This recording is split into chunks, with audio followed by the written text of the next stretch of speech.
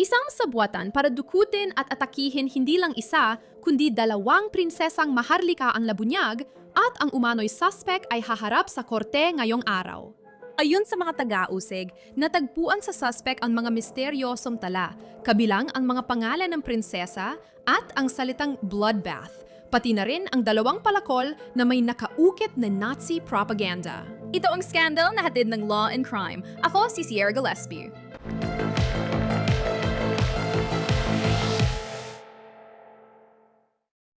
Karaniwan na sa atin ang mga kaso ng kidnapping at planong pag-atake dito sa scandal. Sa kasama ang palad, iyon ang tema ng palabas na ito.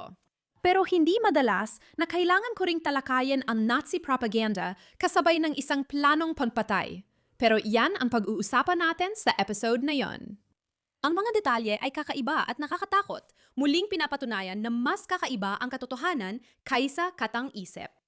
Sa scandal natin ngayon ay tungkol sa dalawang batang prinsesa sa Netherlands na posibleng biktima ng pagdukot at planong pagpatay. Para sa mga hindi pamilyar, ang Netherlands ay tahanan ng maharlikang pamilyang Hollands. Ang opisyal na pangalan ng dinastiyang ito ay House of Orange-Nassau, na kung minsan ay tinatawag na lang na Oranges. At kabilang dito ang mga sumusunod na miyembro. Narito si Haring Willem-Alexander, na 59 na taong gulang, at ang kanyang asawang si Reina Maxima, na 54 na taong gulang. Mayroon silang 3 anak na babae. Narito sina Prinsesa Katarina Amalia, na 22 taong gulang, Prinsesa Alexia, na 20 taong gulang, at Prinsesa Ariane, na 11 na taong gulang. May isang mahalagang bagay na dapat tandaan dito. Si Prinsesa Katarina Amalia ang tagapagmana ng trono. Ibig sabihin, siya ang susunod na reyna. Wala nang makakapigil sa kanya na maging reyna, maliban na lang kung siya mismo ang magdesisyon na umatras. Ang susunod sa kanya ay ang kapatid niyang si Prinsesa Alexia. Ang dalawang prinsesa ang pagtutuunan natin ng pansin ngayon dahil sila ang tinarget ng masamang plano na buti na lang napigilan bago mangyari. Heto ang nangyari. Noong Pebrero, inaresto ang 33 anyos na lalaki sa tangkang pagdukot at pag-atake sa dalawang nakatatandang prinsesa. Wala tayong pangalan ng lalaking ito dahil sa privacy laws sa Netherlands. Tatalakayin ko pa ito sa panayam. Alam natin na 33 taong gulang siya at humarap sa korte ngayon. Ayon sa Associated Press, inaresto ang lalaking ito sa Den Haag, isang malaking lungsod sa baybayin ng North Sea sa Netherlands. Bagaman Amsterdam ang kabisera, mas mahalaga ang Den Haag sa araw-araw na operasyon ng bansa. Ang pag-aresto sa kanya ay noong Pebrero pa nangyari. Hindi natin alam ang eksaktong araw o paano siya nahuli dahil sa privacy laws ng Netherlands, kaya hindi pa inilalabas ang maraming impormasyon. Tatalakayin pa natin ito sa panayam. Sa ngayon, alam natin ang suspect ay natagpuang may mga nakakatakot na tala. Hindi tiyak ang nakasulat, pero may pangalan ng dalawang prinsesa at ang salitang bloodbath. At kung hindi pa yun sapat na nakakatakot, na talagang nakakatakot, natagpuan pa siyang may dalang dalawang palakol. At ang mga palakol ay may mga nakakatakot na pariralang nakaukit. Ang palakol ay may pangalang Alexia at nakaukit ang Masada, ang intelihensyang ahensya ng Israel. Sa kabilang palakol naman ay nakaukit ang pariralang Sieg Heil na dating ginagamit na propaganda chant ng mga Nazi na sumusunod kay Adolf Hitler. Lahat ng ito ay talagang nakakatakot, pero sa kung anong paraan ay nanatiling lihim ito ng ilang buwan. Hindi ito nalaman hanggang King's Day noong Abril 27. Nakatagdam humarap sa korte ang suspect na yon, ngunit hindi pa rin alam ang mga kaso laban sa kanya at wala pang impormasyon sa naging pagdinig. Alam natin na hindi ito ang unang beses na naranasan ng pinakamatandang anak na babae ng hari ang takot na ito. Ayon sa New York Post, may ganitong plano na rin noong 2022 habang nag-aaral si Prinsesa Katarina Amalia sa Universidad sa Amsterdam. Batay sa ulat, nangyari ito dahil sa ugnayan ng mga gang at dating punong ministro ng Netherlands. Iniulat ng Post na nahuli ng mga otoridad ng palasyo ang komunikasyon ng gang at dating punong ministro na Secretary General ng NATO noon. Para sa kanyang kaligtasan, inalis si Prinsesa Katarina Amalia mula sa Universidad sa Amsterdam at inilayo mula sa tirahan ng mga estudyante kung saan siya nakatira kasama ang kanyang mga kaibigan. Napilitan siyang mag-aral mula sa maharlikang palasyo ng mahigit 1 buwan dahil sa alalahanin sa kaligtasan niya. Noong panahong yon, sinabi ng kanyang ina sa AD na malaki ang epekto nito sa kanyang buhay. Hindi siya nakatira sa Amsterdam at hindi rin makalabas. Noong 2024, ibinunyag na si Prinsesa Catarina Amalia ay lihim na inilipat sa Madrid para tapusin ang kanyang pag-aaral. Sinabi niya sa Bild na kakaibang pangyayari ang nadala sa kanya roon. Nagpapasalamat pa rin siya sa lahat ng tumulong para malaya siyang makalakad doon. Nakahanap ako roon ng kaunti pang kalayaan kaysa posible dito. Salamat! Parehong ligtas ang dalawang nakatatandang prinsesa matapos mabigo ang planong iyon. Pero marami pa rin kailangang harapin sa kasong ito. Kaya para dyan, ipapasa na natin sa ating panayam para sa mas malalim na pantalakay. Talagang nakakatakot ito sa kabuuan. Ibig sabihin, oo, ang dalawang babaeng ito ay mga pampublikong personalidad. Pero tandaan natin na nasa early 20s pa lang sila. At ngayon ay kinakaharap na nila ang lahat ng ito. Alam kong kailangan ko ng sagot dito, kaya lalapit ako sa kaibigan ng programa, internasyonal na abogado na si David Tefuri. David, masaya akong makita ka. Salamat sa pagbabalik sa scandal.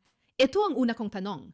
Dito sa Estados Unidos, kapag may kinasuhan ng krimen, karaniwan tayong nakakakuha ng mugshot, pangalan at mga dokumento ng korte. Sa kasong nito, ang alam lang natin ay 33 taong gulang ang lalaki at wala tayong pangalan niya. Normal ba ito sa Netherlands? Ayon sa lahat, normal yun sa Netherlands. Maraming batas tungkol sa privacy ang Netherlands. At ang mga batas na yun ay sumasaklaw din para protektahan ang mga taong inaakusahan ng krimen. Sa Netherlands, maingat silang hindi ibunyag ang pangalan at pagkakakilanlan ng mga taong inaakusahan ng krimen. Ang sistema sa Netherlands ay nakatuon talaga sa rehabilitasyon. Sa tingin ko, kaya ito ginawang medyo anonymous para bigyan ng pagkakataon ang tao magbagong buhay. Sa palagay ko, kaya hindi tayo binigyan ng dagdag na impormasyon tungkol sa akusadong ito. Iba ito sa nakasanayan kong i-cover sa scandal. Karaniwan, alam ko na ang pangalan ng akusado at may litrato pa mula sa Facebook. Halos alam na natin lahat tungkol sa kanila. Sa kasong ito, alam lang natin na lalaki siyang 33 taong gulang at haharap sa korte ngayong araw. Nire-record namin ito mga 11:30 AM Eastern Time para sa mga manonood. Ngayon, nasa Netherlands siya, kaya mas maaga oras doon. Pero wala pa akong nakikitang ulat tungkol sa nangyari sa korte habang siya ay humaharap. Dahil hindi natin alam ang pangalan niya at may privacy laws sa Netherlands, may iba pa bang impormasyong makukuha sa court hearing na ito? Kung mag-plead siya na not guilty at umabot sa paglilitis ang kaso, mas marami pa tayong malalaman tungkol sa kanya. At tungkol din sa anumang depensa na kanyang gagamitin para subukang mapawalang sala siya. Sige, parang nakadepende na lang ito. Kung mag-plead siya ng not guilty, baka magkaroon ng paglilitis. Kung mag-plead siya ng guilty, pwede bang mangyari ngayon? Hindi ko alam kung pwedeng mangyari yan ngayon, pero pwede siyang mag-plead ng guilty. At kung gagawin niya yun, mabilis na uusad ang proseso papunta sa pagsentensya. Sige, naunahan ko ang usapan dahil marami pa tayong tatalakayin. Unahin natin ang aktwal o inaakusahang krimen dahil wala pang hatol. Sa palagay ko, nangyari ito noong Pebrero. Naganap ang klanong dukutin at baka saktan ang dalawang prinsesa noong Pebrero. Ngunit kamakailan lang ito nalaman ng publiko at pinag-uusapan ngayon Mayo. Naniniwala akong huling bahagi ng Abril, lumabas ang lahat ng ito. Sa tingin mo, bakit may agwat ng oras mula pagkakaaresto niya hanggang ngayon na pinag-uusapan ito? Oo, nakakagulat din talaga. Mukhang nakakulong na siya simula pa noong Pebrero matapos siyang arestuhin. Malakay ang posibilidad na dahil ito sa pagprotekta ng privacy at pagpapanatiling lihim ng kaso habang iniimbestigahan. At marahil may iba pa silang mga lead na gusto nilang sundan bago nila ipaalam sa iba pang posibleng sangkot na naaresto na siya. Sige, interesting na punto yan dahil syempre kilalang pamilya ito. Sila ang royal family ng Netherlands. Kaya sigurado akong si siya sa tinito ng mga pinakamahusay na investigador doon. Titignan nila bawat detalye. At hindi natin alam ang eksaktong petsa kung kailan ito nangyari noong Pebrero. Pero sabihin na lang natin, para sa halimbawa, na nangyari ito noong 2 ng Pebrero. Kaya nagkaroon tayo ng investigasyon mula Pebrero hanggang halos buong Abril bago nalaman ng publiko ang kahit ano tungkol dito. Sa palagay mo, nakakatulong ba ito sa mga detektiv o piskal na suriin lahat ng impormasyong ito? Oh, sigurado, malaking tulong talaga yon. Kung may iba pang sangkot, ayaw mong malaman nilang galing sa kriminal na akusado ang impormasyon. Maaring nagsasalita siya sa mga interogasyon at posibleng nagbibigay ng impormasyon tungkol sa iba pang maaring sangkot. Kaya marahil ay inilihim nila ito. Maaring inilihim din nila ito dahil sa mga alalahanin sa privacy ng mga posibleng target na biktima mula sa pamilya ng hari. Sige, pag-usapan natin. Alam ko kung paano ito dito sa Estados Unidos. Binabasa ang Miranda rights. Sinasabing may karapatan kang kumuha ng abogad o manahimik. Alam na natin yan. May mga tao rito sa US na naghihintay muna ng abogado bago magsalita. Pero may iba namang agad sumasagot. Kaya may channel na Law and Crime na nagpapakita ng mga interogasyon. Paano ang proseso sa inyo? Ibig kong sabihin, tatanungin ba nila ang taong ito ng mga katanungan? Oh, susubukan nila at ito ay isang sistemang inquisitorial sa hustisyang kriminal. Kaya binibigyan nila ng malaking diin ang testimonya. Pero sa tingin ko, hindi niya kailangang magsalita. Maaring magawa niya, ibig ko sabihin. Maaring may karapatan siya na, alam mo yon, huwag idiin ang sarili niya. At kaya hindi pa natin alam kung nagsasalita siya o hindi tungkol sa, alam mo yon, sa motibo niya at sa mga ginawa niya na nauwi sa krimeng ito. At pati na rin kung nagsasalita siya tungkol sa iba pang maaring sangkot. Maraming tanong ako sa mga sinabi mo. Yung motibo, tingin ko may saysay kasi high profile ang kaso. Dalawang magkapatid na babae at malinaw na isa ang check na tagapagmana ng trono. Kaya yung susunod sa pila, siya ang magiging reyna, yung nakatatandang kapatid na babae. At pagkatapos, yung pangalawang kapatid, yung gitna sa tatlo, siya rin. Siya ang magiging pangalawa sa pila. Siguro kaya interesting yon. Pero ano talaga motibo ng pag-atake sa kanila? Kailangan bang patunayan ng mga piskal ang motibo? Sa Netherlands, di mo na kailangan patunayan ang motibo. Kailangan mo lang patunayan na may intensyon talaga ang tao na gawin ang krimen. Pero hindi mo kailangang malaman o ipaliwanag ang makatwirang dahilan o rason kung bakit nila gustong gawin ang krimen. Bagamat ang motibo ay maaring isaalang-alang at makaapekto sa sentensya kapag sinusuri ng hukom ang parusa sa napatunayang nagkasala. Para sa akin, mahalaga ang motibo. Oo, kasi pareho lang dito sa Estados Unidos na hindi naman kailangan ng motibo para sa mga kaso o sa paghatol ng pagkakasala o kung ano paman, pero nakakatulong ito, lalo na para sa akin bilang tagapag-ulat na sinusuri kung bakit daw ginawa ng taong ito ang krimen. Gusto rin ng hurado malaman ang motibo, pero palagi nating pinag-uusapan ang intensyon dito, ang mens rea. Iniisip ko kung sapat na para sa mga taga-usig ang meron sila kahit di pa natin ito napag-usapan. Ang mga palakol na natagpuan kasama ng mga babae at ang pangalan ng isa ay parang inukit sa palakol. Tapos, bukod pa doon, may mga papel, mga sulat o kung anuman na may mga pangalan ng mga babae. Paulit-ulit kong sinasabi, babae. Pero dapat kababaihan dahil lampas 18 na sila at pangalan ng mga kababaihan ang nakasulat. Nandun din ang salitang bloodbath. Ano sa tingin mo? Pinapakita ba nito ang intensyon? Sa totoo, kulang din tayo sa impormasyon tungkol sa sulat na nahanap nila. Pareho lang nabanggit ang pangalan ng dalawang prinsesa sa sulat at ginamit ang bloodbath. Makakatulong sa pagsusuri kung alam natin ang iba pang isinulat niya sa sulat na ito.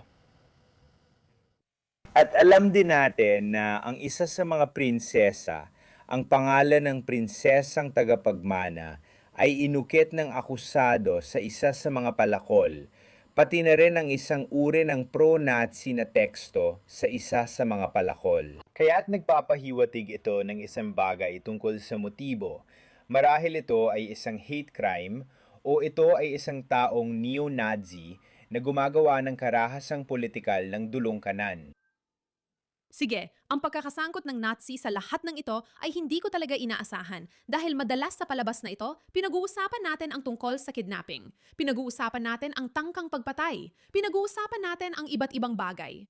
Hindi ko madalas makita ang Nazi propaganda, kaya para sa akin, red flag na ito at dapat pagtuunan ng pansin. Ano ang nangyayari dito? Alam ko sa Estados Unidos, seryoso kami sa ganito. Ganon din ba sa inyo? Kung may kahit anong Nazi slogan o naririnig nila ang sinasabing propaganda na ito, sa tingin mo ba sineseryoso nila yon?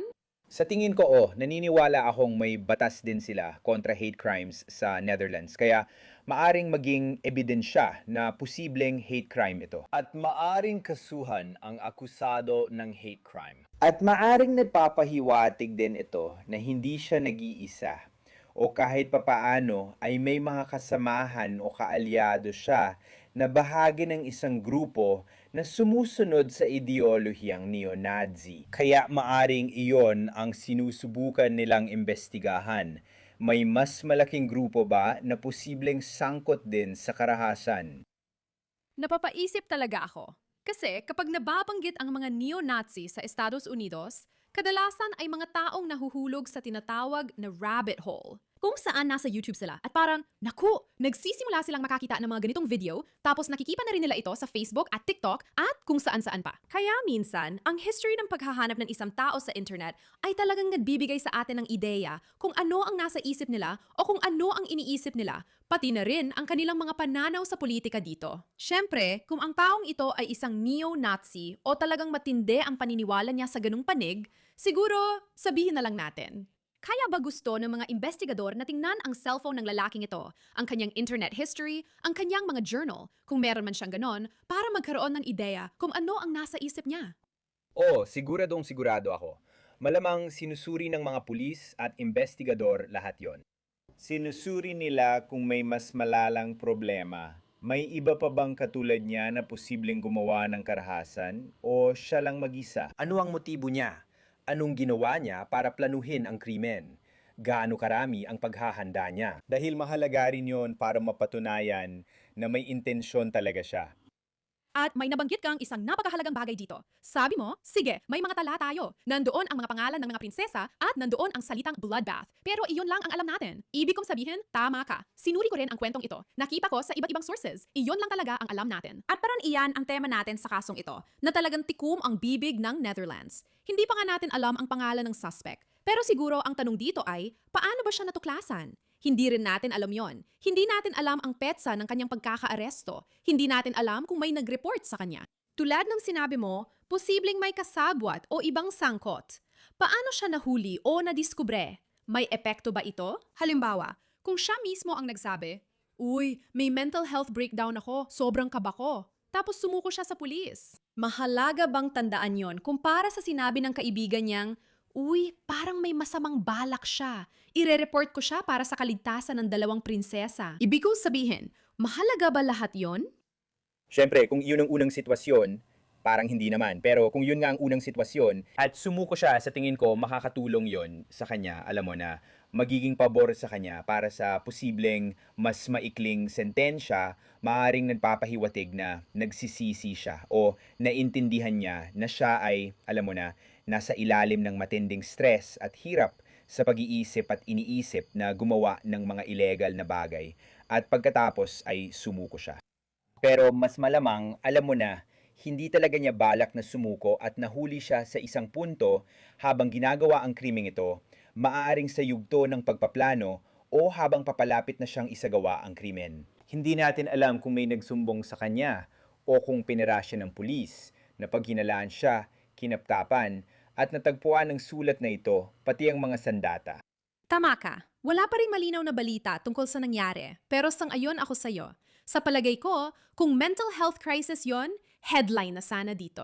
Alam mo, under psychiatric treatment na siya ngayon kasi nangyayari talaga minsan ng ganito. Wala pa tayong naririnig na ganito dati. Kaya baka talagang malapit ng maisa katuparan ng suspect na ito ang masama at kasuklam-suklam na plano. At nauwi ito sa isa ko pang tanong dito kasi ang mga ito ay mga taong nasa harap ng publiko. Sila ay mga public figure. Habang naghahanap ako ng litrato nila ngayon, nakita ko rin ang mga litrato nila noong bata at sanggol pa sila, pati noong inianunsyo ang kapanganakan ng unang at pangalawang prinsesa. Sinubaybayan natin sila buong buhay nila. Posible ba na naramdaman ng suspect na kilala niya sila kahit hindi naman talaga dahil sinusundan niya sila sa social media o nakikita sa balita at naniwala siyang may relasyon siya sa kanila? Posible ba yon? Posible yun. Posible na tinastalk niya sila. Posible na may problema siya sa pag-iisip at sa kung anong paraan ay nabuo sa isip niya na may relasyon siya sa kanila. Pero iniisip ko rin na posible na sila talaga ang tina-target niya dahil ang pag-target sa kanila ay pag-target na rin sa estado, sa gobyerno ng Netherlands. At siya ay, alam mo na, pinaniniwala ang isa siyang anarkista at neo-Nazi. At kaya ito ay at maaring nakita niya sila bilang mga mahina at madaling maabot na target. Minsan na lang silang lumalabas dahil sa mga banta. Kaya hindi na sila tulad dati na madalas makita sa publiko. Alam ko, habang nag-research ako ngayon, nagsimula akong malungkot para sa kanila. Ibig kong sabihin, alam ko naman na sa ilang paraan ay pribilehyado ang buhay nila. Nakakapaglakbay sa mundo at, alam mo na, nakatira sa palasyo, siguro. Pero yung isa sa mga nakatatandang kapatid na babae, ibig kong sabihin, literal na kinailangan niyang baguhin kung saan siya mag-aaral sa universidad dahil natatakot siya, nag-aalala siya. Naranasan na rin niyang mabanta ang kaligtasan niya na nakakatakot. Karapatan nating lumabas, maglakad kasama aso at mag-aral sa gusto nating kolehiyo. Ibig kong sabihin, mahirap talaga itong pakinggan. Dito papasok ang susunod kong tanong. Muli, tahimik ang Netherlands tungkol dito. Hindi pa nga natin alam kung anong klaseng mga kaso ang kinakaharap niya. Nais ko lang malaman kung ano sa tingin mo ang posibleng kaharapin niya. Ibig kong sabihin, maaari bang attempted murder ito? Ganun ba kaseryoso? Dahil ayon sa mga ulat na nakita natin, may dala siyang mga armas. Mayroon siyang 2 armas na iyon. Alam natin ang tungkol sa sulat na nagsasabing bloodbath. Ibig kong sabihin, nabanggit mo na rin noon ang tungkol sa hate crime. Sa palagay mo, anong kaso ang maaring kaharapin niya? Maring attempted murder, attempted assault, yan ang isang kategorya. Maari ring may kasong terorismo. Alam mo, kung pinarget niya ang estado para sa layuning politikal, maituturing itong terorismo. At posible ring may kasong hate crime. Para sa akin, yon ang 3 uri ng krimen. At ang eksaktong mga krimen ay matutukoy base sa Penal Code or Criminal Code ng Netherlands, na isang code system, isang civil law system. Isa pang nabanggit mo na medyo interesante tungkol dito ay nasa Netherlands, mas nakatuon sila sa rehabilitasyon, hindi katulad ng sa Estados Unidos. Sa mga naunang kaso na napag-usapan natin, David, magkakaiba rin ang batas nila sa kung gaano katagal masasentensyahan ang isang tao. Halimbawa, kung pumatay sila dito sa US, maaring gugulin nila ang natitirang buhay nila sa kulungan. Samantalang sa ibang mga lugar na napag-usapan natin, maaari silang mapalaya ng nakaparol, alam mo na, pagkatapos ng 20 taon, mga ganon. Kaya kung sakaling mahatulan ang lalaking ito, dahil ulitin ko, hindi pa siya nahatulan. Hindi pa yon nangyayari. Inosente pa siya sa ngayon. Pero sabihin na nating nahatulan siya. Sa tingin mo, anong sentensya ang haharapin niya? Kung siya'y mahahatulan, depende pa rin sa mga krimeng ikakaso sa kanya. Siyempre, ang mga krimen gaya ng tangkang pagpatay, tangkang pananakit, terorismo, ay maaring may mabibigat na parusa. Pero muli, mahalaga ang Netherlands dahil sila ang may pinakamababang antas ng pagkakakulong sa buong Europa. Kaya may pagkiling na limitahan ang haba ng pagkakakulong ng mga nahatulang kriminal at bigyan sila ng pagkakataong marehabilitate. Nasa mga programang pangrehabilitasyon sila, kaya di natin tiyak ang kaso laban sa kanya. Mahirap na yon malaman kung gaano katagal ang sentensya. Hindi rin natin alam kung susubukan niyang sabihing wala siyang sala dahil wala siya sa tamang pag-iisip na isa ring depensa sa sistema ng Netherlands. Kung sasabihin niyang hindi niya alam ang ginagawa niya dahil sa mga isyung pangkaisipan, maaring humantong iyon sa kanya na mapawalang sala. Pero malamang na kailangan din niyang sumailalim sa medikal na gamutan, alam mo na, gamutan para sa kanyang kalagayang pangkaisipan. Maring ipasok siya sa isang sapilitang programa hanggang matukoy na siya ay sapat na ang katinuan para maging ligtas. Kaya maraming posibleng mangyari dito, pero sigurado akong maraming magtutuon ng pansin dito dahil sa kung sino ang mga naging target. Oo, tama.